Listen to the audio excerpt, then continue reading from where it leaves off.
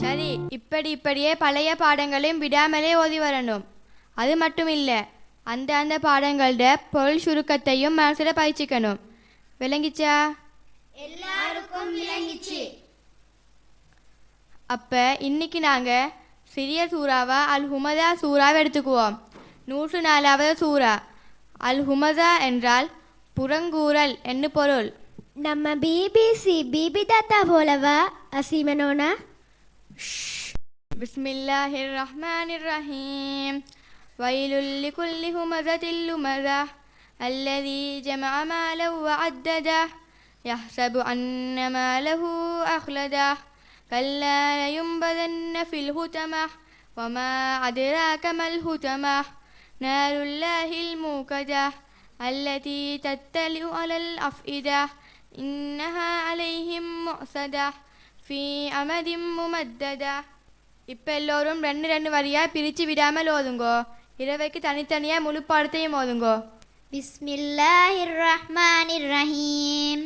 வயலுல் லிகுல்லி ஹுமஸத்தில் லுமஸா அல்லதி ஜமஅ மாலஹு வஅத்ததா யஹ்ஸபு அன்ன மாலஹு அக்லதா கல்லா லயும்பதன்ன ஃபில் ஹுதமஹ் வமா அத்ராக மல் ஹுதமஹ் நாருல்லாஹி மூகதா அல்லதி தத்தலிஉ அலல் அஃஇதா இன்னஹா அலைஹி முஸதா ஃபீ அமதிம் முமத்ததா. இப்போ நான் இதோட பொருளே சொல்லுறேன், மனசில் வச்சுக்கோங்க. அளவற்ற அருளாளனும் நிகரற்ற அன்புடையோனுமாகிய அல்லாஹ்வின் திருநாமத்தால். புறம்பேசி குறை கூறி திருவோர்க்கெல்லாம் கேடுதான். இத்தகையோன் தன்னுடைய பொருள் தன்னை என்றென்றுமே உலகத்தில் நிலைத்திருக்கச் செய்யுமென்று மெய்யாகவே எண்ணிக்கொண்டு பொருளை சேகரித்து அதனை நல்ல வழியில் செலவு செய்யாது அதனை எண்ணிக்கொண்டே இருக்கின்றான். அவ்வாறென்று நிச்சயமாக அவன் மரிப்பான். அவன் ஹுதமா என்னும் நரகத்திலும் எறியப்படுவான்.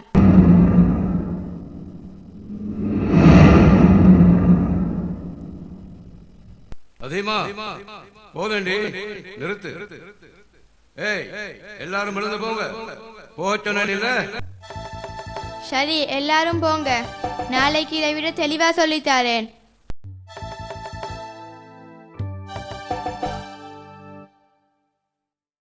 அசீமா அழுதுகிட்டு போறா. என்ன நடந்துட்டது?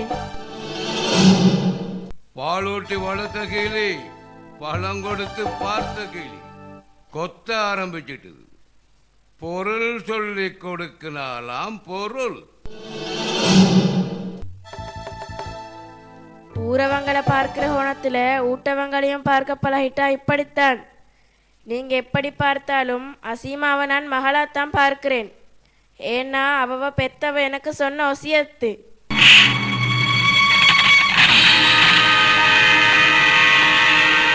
எல்லோருமா சேர்ந்து என்ன துண்டு துண்டா வெட்டி தின்னுங்க. அந்த ஆப்பக்காரி மகளால தான் இவ்வளவும். விடமாட்டேன் அவளை.